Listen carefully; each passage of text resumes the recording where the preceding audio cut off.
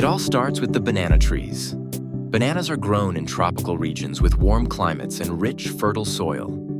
Farmers carefully plant and nurture the trees, making sure they get plenty of water, nutrients, and sunlight.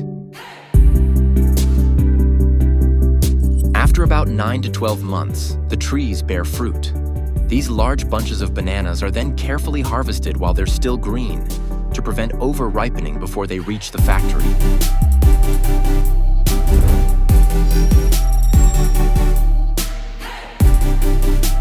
Once harvested, the bananas are transported to the processing plant. Here, they are sorted based on size, ripeness, and quality. Only firm, unripe bananas make the cut for banana chips because they hold their shape better during processing.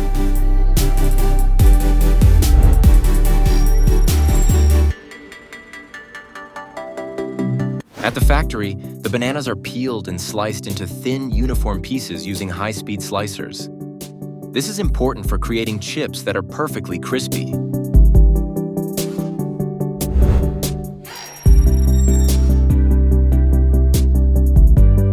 Now comes the cooking process.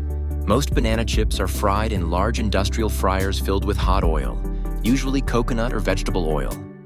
After just a few minutes, the chips are crispy and golden.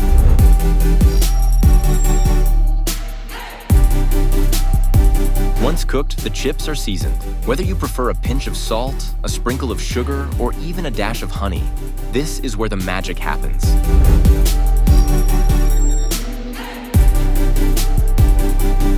The chips then pass through quality control to ensure only the best chips make it to your snack pack. Any chips that don't meet the standards are removed from the line.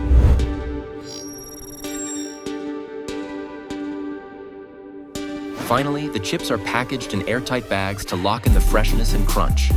From there, they're labeled, boxed, and shipped off to stores around the world.